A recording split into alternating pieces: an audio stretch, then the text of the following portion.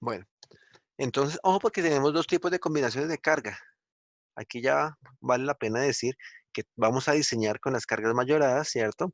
Aquí estamos diciendo que las fuerzas sísmicas van reducidas por un factor R, que ya vamos a ver cuál es. Y adicionalmente tenemos en el B23 otras combinaciones que no están mayoradas, ¿cierto?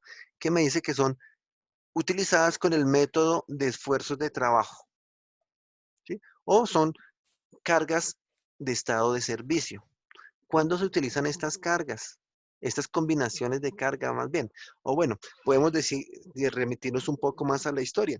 Mientras que aquí en las cargas de la izquierda, las combinaciones de carga son del método LRFD, donde mayoro cargas, reduzco resistencia de materiales.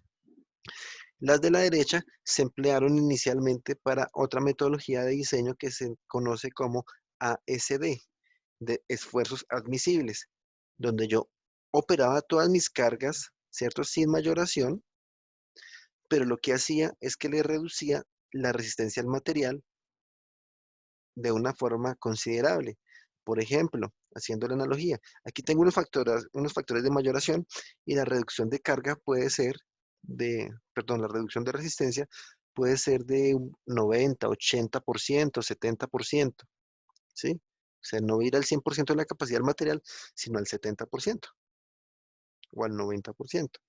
Mientras que acá yo no mayoraba cargas, pero la resistencia al material la llevaba al 40, al 50%, ¿sí? Entonces, digamos que ahí se trata como de compensar, pero de acuerdo con la estadística y la calidad de los diseños que se han entregado, en cuanto a costos y demás, se ha mejorado con esta metodología, el RFD, ¿cómo se dice? La efectividad de los diseños, ¿sí? También en cuanto a costos. Entonces, para que lo tengamos en cuenta. ¿Cuándo se utilizan? Porque todavía se siguen utilizando. Cuando yo diseñe cimentaciones. ¿Por qué? Porque cuando yo diseño cimentaciones dependo también del suelo donde va a estar apoyada la estructura. Entonces, yo voy a obtener información de un estudio de suelo dado por el ingeniero geotecnista. Capacidad portante, módulos de reacción de subrasante, bueno, todos los coeficientes que ustedes ya conocen por fundaciones. Resulta que esos estudios de suelos tienen unos factores de seguridad. ¿Se acuerdan de cuánto es ese factor de seguridad en suelos para diseño de fundaciones? Del orden de 3, me dice Esteban. Sí, 3 para cargas gravitacionales, 2, 1, 5 para cargas sísmicas, ¿cierto? Pero si generalmente se evalúa 3 para cargas gravitacionales. Y acá nosotros, ¿qué factor de seguridad le estamos poniendo, no? Le estamos poniendo, ya dijimos, un factor de seguridad, por un lado para las cargas, otro lado para las resistencias, y entonces entre esos dos factores, si yo diseñara mi cimentación con factor de seguridad de geotecnia más factor de seguridad de estructuras, pues seguramente que no nos alcanza el concreto de este mundo para hacer una cimentación.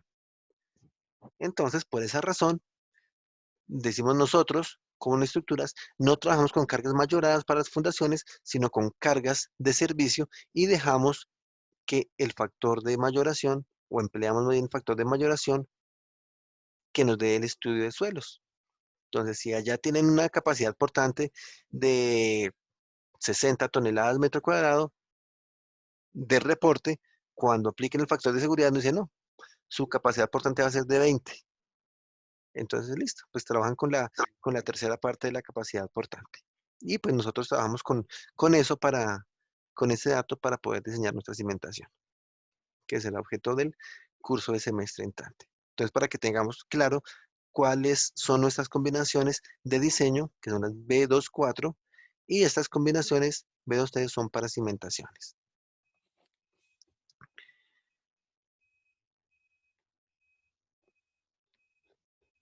Entonces, estamos hablando del R.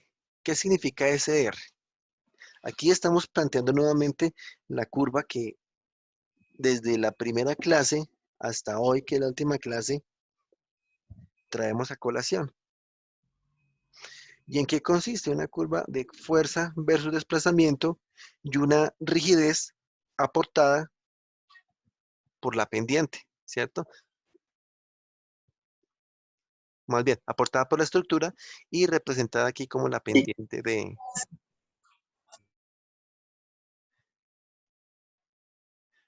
Ay, ¿qué hice? Dada aquí como esta pendiente, ¿cierto? Esta rigidez. Que si tengo una estructura más rígida, ¿cierto? La pendiente va a cambiar, va a aumentar, ¿cierto? Una estructura más rígida y por ende ya dijimos que los periodos también cambian, pero que si tengo una estructura más flexible, o sea que para la misma fuerza, perdón, los mismos desplazamientos pero la menor fuerza, los periodos van a aumentar. ¿No? Entonces, así como lo estamos viendo, pues vemos que hay una respuesta elástica de la estructura. Entonces, si yo sigo incrementando carga, ¿cierto? Yo debería irme por esta línea roja, con mi respuesta elástica. Y así era como se diseñaba hasta hace unos años. Yo necesito más carga sísmica, entonces voy a ampliar las secciones para que mi respuesta siga siempre siendo elástica. Pero entonces, ya con la tecnología de materiales, con el mayor desarrollo de la ciencia de materiales y demás, y el estudio del comportamiento estructural, pues se ha dicho, ojo, yo para que haga unos elementos, unas columnas, unas vigas, unas placas tan robustas para que funcionen elásticamente, si el material como tal tiene unas propiedades inelásticas. Entonces, de acuerdo con esas propiedades, pues yo puedo aprovechar esa, digamos, ese remanente, por lo menos el acero. Si ustedes conocen la curva, el esfuerzo de formación del acero, que tiene un punto de fluencia y después en adelante tiene una zona de plastificación, ¿cierto? O sea, no es que vaya a descargar, sino que me mantiene la carga, la misma carga, pero empieza a presentarse grandes deformaciones. O sea, tiene una capacidad inelástica como tal el material. Y el concreto, de por sí que es un material inelástico, ¿no? Yo le aplico, ustedes se acuerdan también de las curvas de concreto, y yo le empiezo a aplicar carga y inmediatamente empiezan a aparecer fisuras, empieza a degradar su resistencia. Entonces, conociendo esas propiedades de los materiales, pues dijo, oiga, no, pues esperen, nosotros debemos aprovechar como todo ese potencial inelástico que tiene el material, que será esta línea verde, ¿cierto? De la gráfica derecha, y pues emplearlo. No voy a aumentar mis secciones, sino voy a dejar que el material trabaje en rango inelástico. Y llegamos a unas curvas de esta forma, que puedan seguir incurriendo en rango inelástico. ¿Sí? Pero entonces veamos qué pasa. Si yo quisiera dejar el material en rango inelástico, o más bien, si yo hiciera mi diseño elástico para esta misma capacidad de material, miren acá arriba dónde va esa fuerza. ¿Qué fuerza tengo que aplicarle para obtener estos mismos desplazamientos de M? ¿Sí? Tengo que aplicar una fuerza muy alta. Mientras que en rango inelástico yo tengo que aplicarle una menor fuerza. Y si ya lo veo desde el punto de vista como tal de la concepción estructural, sabemos que el área bajo esta curva de fuerza de desplazamiento es energía. La energía que absorbe la energía, perdón, la energía que absorbe la estructura por deformación y es una energía que le llega por el evento sísmico.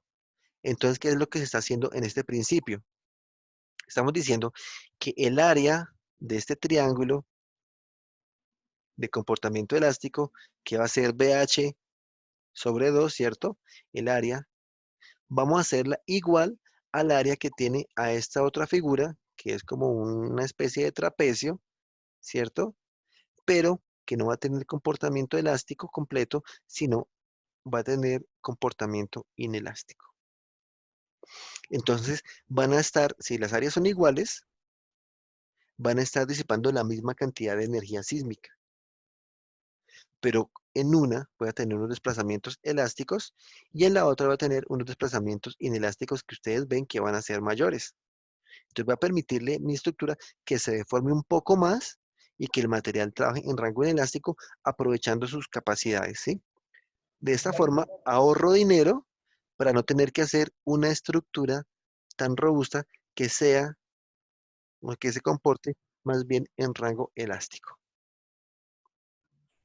Ingeniero, Entonces, señor, pero no entiendo cómo uno manipula o cómo uno puede, digamos que, llegar a aprovechar eso. ya vamos para allá, ya vamos para allá. Porque todo está en este R que hablamos hace un momento, que es el coeficiente de disipación de energía, ¿sí? Entonces la fuerza, ahí la norma nos dijo, oiga, esa fuerza sísmica E, póngala como un F sobre R, ¿cierto? O sea, la fuerza sísmica se calculó ya por el método de la fuerza horizontal equivalente dividida entre un R. Y el R como tal va a ser esta diferencia. Voy a marcarla con otro color, a ver que se vea. Yo tengo acá, esta sería mi fuerza elástica, ¿cierto? Esta de acá es mi fuerza inelástica. Vamos a tener la misma cantidad de energía si las áreas son iguales, ¿no? Entonces, R, ¿qué va a hacer? Aquí yo estoy viendo que mi fuerza elástica y mi fuerza inelástica son mucho menores. ¿Cuánto? Pues cojo mi fuerza elástica y la divido entre R. O sea, R va a ser este coeficiente entre estas dos fuerzas, la elástica y la inelástica. Planteado aquí de esta forma, la cual no me gusta. ¿Por qué? Porque es que aquí, si ustedes lo ven, este R lo están planteando en función de desplazamientos. dm, o sea, el desplazamiento máximo sobre el desplazamiento elástico. Pero el R no se asocia directamente a desplazamientos porque este término es más bien ductilidad, ¿cierto? De qué capacidad de deformación inelástica tengo. Y si lo vemos acá en el principio de igualación de energías, pues mis desplazamientos van a ser diferentes. El desplazamiento elástico no va a corresponder con el desplazamiento inelástico, ¿sí? Entonces es importante porque muchas veces se confunde ese término. En desplazamientos, yo evalúo ductilidad; en fuerzas, yo evalúo disipación de energía. Entonces el R va a ser mi factor de reducción de fuerzas elásticas a fuerzas inelásticas para obtener la misma disipación de energía. Ya vimos que aquí nos van a permitir unos mayores desplazamientos, ¿sí? Ya lo ponemos en práctica en nuestro ejercicio, en nuestro proyecto. Entonces, ese es el R, un coeficiente de reducción. Si yo tengo aquí una fuerza de 10 y tengo un R, pongamos de 5, ¿cierto? 10 sobre 5 me da 2. Entonces, mi fuerza inelástica que tengo que aplicar va a ser de 2 en vez de 10. Pero voy a permitirle unos mayores desplazamientos. Y obviamente, pues estas curvas que les mostré aquí atrás son las curvas teóricas, porque la real curva se va a presentar de esta forma, ¿sí? Donde en este azul, bueno, aquí, este es mi modelo ideal, elástico, ¿cierto? Que me dice que es un modelo sin fisuras, porque yo en el programa yo le digo mis secciones van a permanecer bien todo el tiempo, pero resulta que cuando empiecen a resistir flexión, compresión, ¿cierto? Pues la zona del concreto que esté sometida a tensión se va a fisurar, entonces va a perder capacidad. Entonces, yo creo que una curva real más es esta azul. La negra es una modelo sin fisuras. El azul es un modelo con secciones fisuradas, donde yo puedo reducir la capacidad a un 60%. Bueno, la norma me da unas indicaciones para eso. Pero me interesa más, ambos son comportamiento elástico, ¿no? Pero me interesa más es este comportamiento inelástico. ¿Por qué? Porque en este punto va a estar el estado elástico de mi estructura, entonces va a empezar a fisurarse ya todos los elementos y va a empezar a perder rigidez. Entonces por eso es que esa curva roja empieza a decaer, empieza a decaer, empieza a decaer, empieza a decaer, y mi R como tal va a ser cuánto es mi carga máxima versus esa carga basal resistente, esa fuerza basal resistente. ¿Sí? Perdón un momento.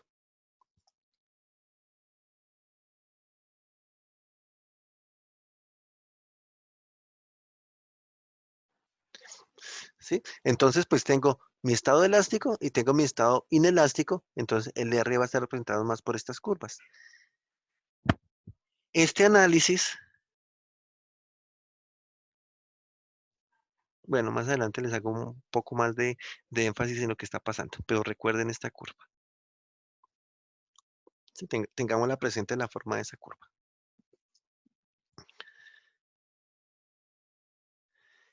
Entonces ese R, pues si lo vemos de acá, ¿cierto? La fuerza elástica versus la fuerza inelástica es un factor de reducción. Ese R, voy a la norma, al título A3, y la norma me da unas tablas. Aquí yo nuevamente digo, traje las que me interesan, pero pues sí los invito a que visiten las otras. Me vine a la tabla A33, donde de una vez traje el C, sistema de pórtico resistente a momento. Tengo otros sistemas estructurales, ¿no? Muros, mampostería, que ya vimos previamente cuando empezamos todo este capítulo de norma, pero me voy a centrar ahorita en el de pórticos. Y me dice, para el sistema de pórticos resistentes a momentos, usted tiene, primero, pórtico resistente a momento con capacidad especial de disipación de energía. Ah, bueno, zona de amenaza sísmica alta, ¿cierto? Que ese es el que nos compete a nosotros. El 2 está acá, capacidad moderada. El 3 está acá, capacidad mínima. Entonces, de acuerdo, por un lado, al sistema estructural, por otro lado, a la capacidad de disipación de energía, en función de la zona de amenaza sísmica, es que yo voy a definir mi R. Y adicionalmente, bueno, ya dijimos que estamos en zona alta, acá, me dice, ojo, ¿es de concreto o es en acero o es mixto? Sí, aquí tengo diferentes R's, R sub 0, porque acá me dice, ojo, el valor de R aquí en la parte de abajo, recuerden que esto es la norma, el valor de R va a ser ¿qué? Este R sub 0 que obtienen más unos coeficientes de regularidad o de irregularidad que vamos a ver más adelante. De momento voy a definir el R sub 0. Entonces, ojo acá con ese R sub 0 de la parte inferior. ¿Sí? Entonces, R sub 0, acá lo tengo. Que de hecho me están haciendo ahí el llamado a la nota 2, que es la que acabamos de ver. Entonces, si yo sé que mi sistema de pórtico resistente a momento, y aparte estoy en zona de amenaza sísmica alta, y aparte tengo pórticos en concreto, el R sub 0 va a ser de 7. ¿Qué quiere decir eso? Que yo voy a reducir, o más bien que mi fuerza inelástica va a ser 1/7, la séptima parte de la fuerza elástica.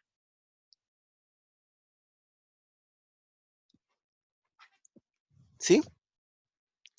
Bueno, pero más importante de eso, no me acuerdo dónde es que tenemos pensado nuestro proyecto. ¿Es en Florencia de casualidad?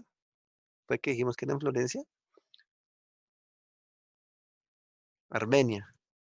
En Armenia. Bueno, pensemos entonces que estamos en Armenia. Y en Armenia estamos ya en la construcción de este hotel. Entonces se está organizando, están haciendo los diseños estructurales para este hotel y paralelamente, pues el ingeniero residente quiere hacerse una casita para estar cerca a la obra. Entonces encontró un lote pasando la calle, ahí mismo en Armenia. Y entonces el ingeniero residente pues tiene todo el material y le gusta el sistema de pórticos, entonces va a ser una casa de 2 pisos.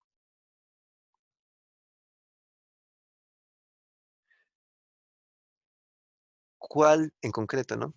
¿Cuál será el R para la casa del ingeniero residente que está viviendo al frente de la obra? Si nosotros decimos que va a ser un pórtico resistente a momento, ¿cierto? Y aparte, pues está en Armenia, está en la misma zona amenaza sísmica, y aparte es en concreto, el R también debería ser de 7. O sea, estamos comparando, pensemos que el edificio que estamos haciendo no es de 4 pisos como el que tenemos en usted de 10 pisos,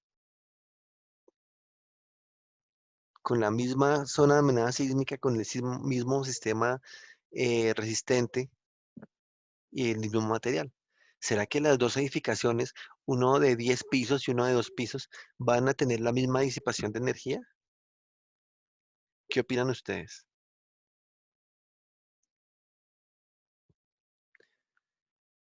Muy seguramente no, ¿cierto? Muy seguramente. Entonces, pues, para mí es raro que la norma diga que R7 y pues démonos cuenta que van a ser dos estructuras que disipen energía de forma diferente. Por eso, les dije hace un momento que tuvieran en cuenta esta curva. ¿Por qué? Porque pues la respuesta de los dos elementos va a ser, de las dos estructuras va a ser diferente. La forma más eficiente de hacer, más bien, de conocer ese R es hacerle un análisis de plastificación a cada estructura. Entonces, trazar esta curva como tal, la roja, para cada una de las estructuras y ahí sí saber cuál es este R. Pues yo tengo un diseño elástico, tengo un diseño inelástico y ahí evalúo el R. Pero para hacer ese diseño inelástico, lo que pasa es que ya empiezo a ver con temas de costos. ¿Por qué? Y no costos de construcción, sino costos de diseño. ¿Por qué? Porque el procedimiento operativo para hacer ese análisis es más dispendioso, porque me toca hacer un diseño inicial, ¿cierto? Lo tengo los planos listos, sé cuánto refuerzo, si hablamos en...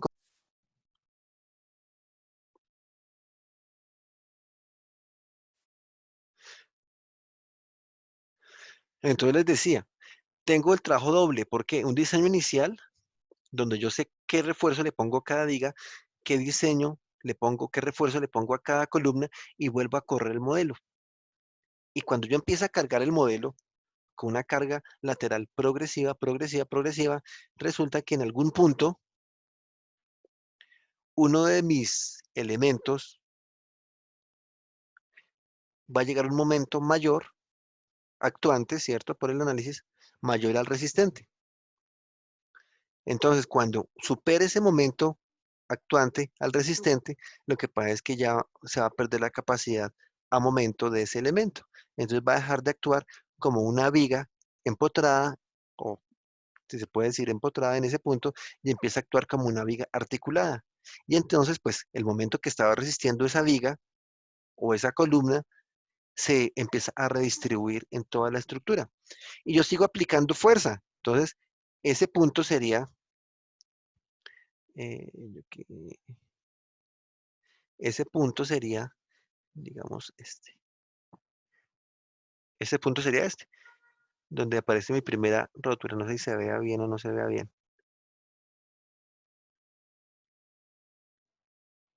Voy a ponerlo de otro color para que este punto sería este, donde aparece, donde mi primer elemento llega a exceder su fuerza. Después, ya se hace una redistribución y otra viga u otra columna le llega un momento que supera su capacidad. Puede ser por acá, ¿sí? Entonces empieza a actuar ya no a momentos, sino pues a cortante ya axial y el momento que estaba recibiendo, pues empieza a redistribuirse. y después otro elemento, y después otro elemento, y después otro elemento, ¿sí ven? Entonces, la curva va cayendo es porque la estructura como tal va perdiendo rigidez. Pierde rigidez, hasta un punto en el cual ya no puede hacerse una redistribución y se dice que la estructura puede llegar a colapso, ¿sí? Entonces, bajo este panorama, lo que yo voy viendo es cuál es el mecanismo de falla de mi estructura. ¿Se llama un análisis de plastificación progresiva o un análisis pushover, pushover, ¿sí? Entonces, pues, digamos, si a mí me convence cómo es que se está deformando la estructura, cómo es que está fallando, pues yo lo dejo así. Si no, por ejemplo, a mí no me interesa, ya por jerarquía estructural, a mí no me interesa que me fallen las columnas antes que las vigas. Y me está fallando una columna, entonces ¿yo qué hago? Pues voy, le cambio el refuerzo a la columna, le meto más acero y entonces le doy una mayor capacidad de momento. Y vuelvo a correr el modelo. Entonces el modelo me dice, ah, bueno, ya no le falla esa columna, entonces sigue. Puede ser que yo me vaya por otra curva, ¿cierto? Que no sea sea por allá, sino que sea por acá. Y le dé una mayor capacidad, ¿sí? Pero yo controlo entonces cuál va a ser el mecanismo de deformación y de colapso de mi estructura. Como les digo, pues hacer todas esas revisiones es dispendioso en tiempo y muchas veces las oficinas de diseño pues no les interesa gastarse tanto tiempo en eso, entonces pues se van con el primer diseño que es un diseño elástico. Entonces bruscamente cogemos la fuerza, la dividimos, bajamos hasta esta fuerza, dividimos entre bajamos esa fuerza y nos vamos con ese esquema. Obviamente ya lo habíamos dicho hace un momento pues que es un esquema prácticamente bilineal, ¿no? Porque venimos por acá y después nos vamos por acá, algo así. Sí, es un esquema idealizado.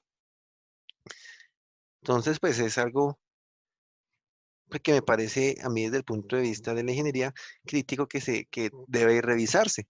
De hecho, con algunas tesis que se han desarrollado o que conozco por lo menos en la Universidad Nacional, sé que se han hecho este análisis para diferentes estructuras de diferentes alturas y ese R de 7 no se alcanza a llegar.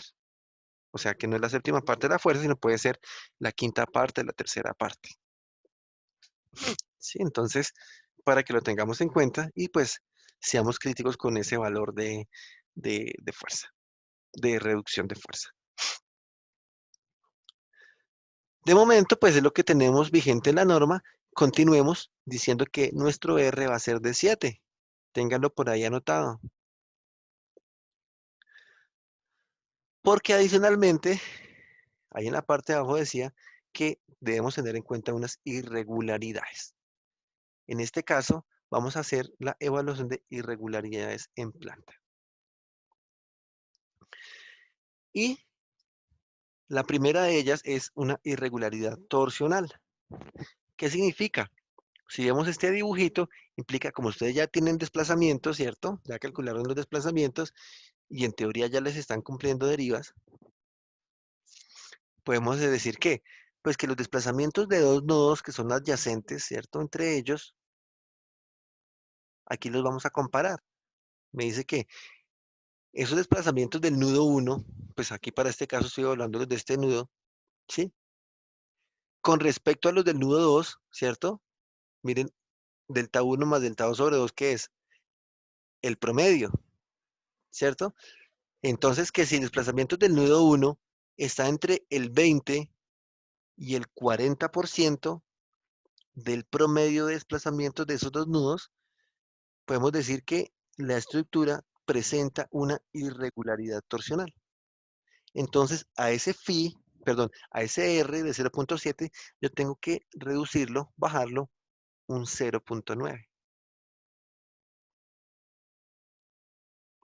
¿sí? Pero, ojo, si ese desplazamiento es mayor que este 40%, que es el que parece aquí a la derecha, ¿cierto? Del promedio, o excede en un 40% del promedio de desplazamientos, o sea, todavía se está teniendo grandes desplazamientos, entonces toca castigar la estructura, castigar, no sé si sea la forma adecuada de decirlo, nos toca afectar más bien el coeficiente de reducción, no en 0.9, sino ahí nos dice que ese phi sub p es de 0.8 cuando es extremo. Entonces, lo ideal es que no exceda el 20%, ¿cierto? Donde pues el phi debe ser 1, no lo consideramos. Si estoy entre el 20 y el 40, 0.9, ya considero que es una estructura irregular en planta y por torsión, ¿no? Y si excede el 40% ese desplazamiento, pues la irregularidad torsional va a ser extrema.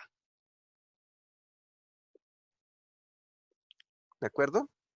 Entonces, por esa razón, era que yo les estaba pidiendo que tuviéramos unas configuraciones diferentes que no fueran la misma cajita de siempre para que ustedes pudieran hacer la evaluación de estas irregularidades y que muy seguramente cuando en su vida profesional se encuentren con diseños de edificios, van a encontrarse irregularidades y que ustedes las sepan abordar.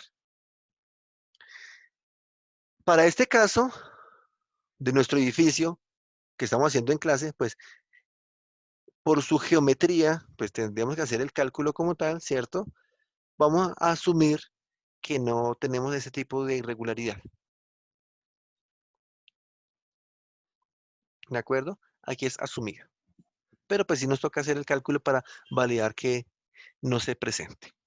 Cuando tengo estructuras muy regulares, o sea, muy cuadradas como tal, no se presenta este efecto. Es poco probable que se presente este efecto. ¿Sí? A no ser que tenga una distribución de columnas extraña donde tenga unos elementos más rígidos a un lado concentrados con respecto a otros. Bueno, ese es el tipo 1 de irregularidad torsional, ya sea pues la normal o la extrema. Lo ideal es que no excedamos esa condición del 20%. Tipo 2 de retrocesos en las esquinas, que puede verse como mordiscos, ¿cierto? Ojo porque ahí solo se está haciendo énfasis en las esquinas. Entonces, ¿qué nos dice ahí?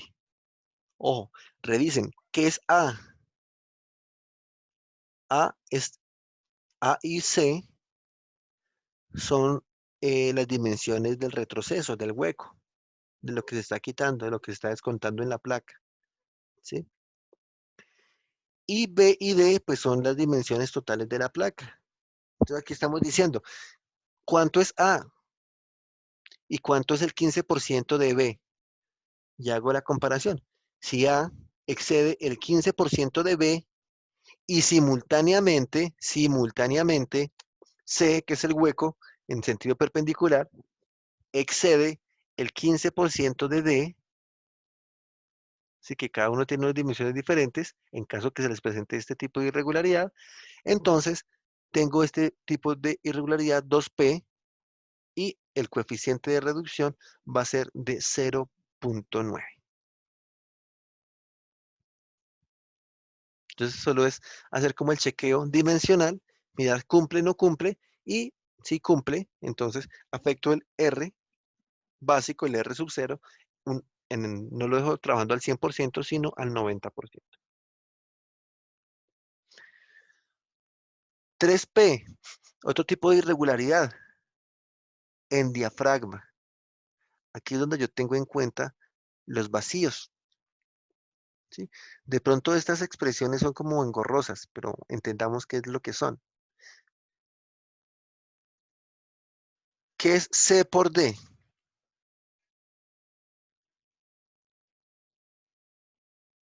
C por D es el área del vacío, ¿no? Del hueco. Y A por B es el área total. Exactamente, el área interna del vacío. Y A por B es el área total. Entonces, no para verlo desde la ecuación, sino de lo que quieren decir es, ojo, ¿será que si este hueco es al menos la mitad del área, entonces yo digo que tengo una irregularidad de diafragma? Si no, pues entonces no tengo irregularidad en diafragma. Este es en el caso que tengo un vacío. Si tengo más vacíos dentro de mi estructura, digo que C por D y C por E, ¿qué son? C por D es este hueco de acá, C por E es este otro hueco de acá, ¿cierto?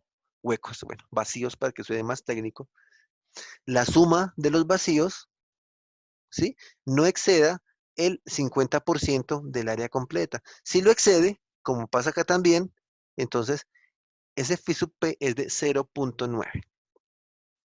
¿De acuerdo? Entonces, cada grupo tenemos una configuración diferente, donde me toca llegar, entrar a evaluar esas, ¿cómo se dice? Esas irregularidades. Yo puedo ir a mi SAP, a ver dónde lo tengo.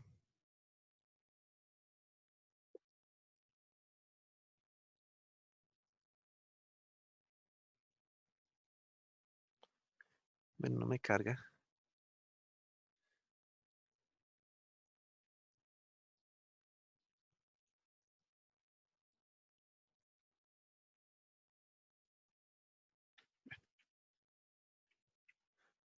Podemos hacer la evaluación de nuestra placa. Quisiera compararlo con respecto a las dimensiones del SAP.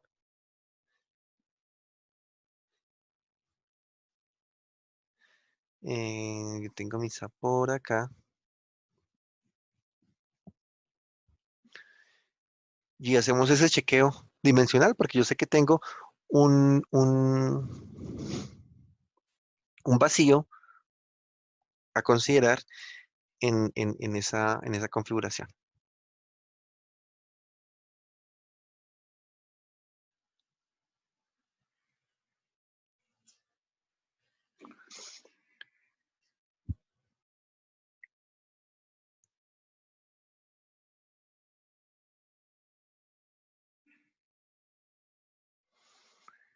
Todos ustedes están por acá, universidad, Lasalle, análisis 2, modelos estructurados. Esta es nuestra estructura. Si aquí me voy al XY, el nivel inferior, habíamos dicho que aquí tenemos un vacío, que todo esto es vacío. Me preocupa ese vacío. Entonces, ese vacío va a ser por un lado tengo 10 metros y por el otro lado tengo 4 metros. O sea, el vacío tiene un área de 40 metros. Y el área completa es de 20 por 14,5. ¿Cuánto me da 20 por 14,5? 290.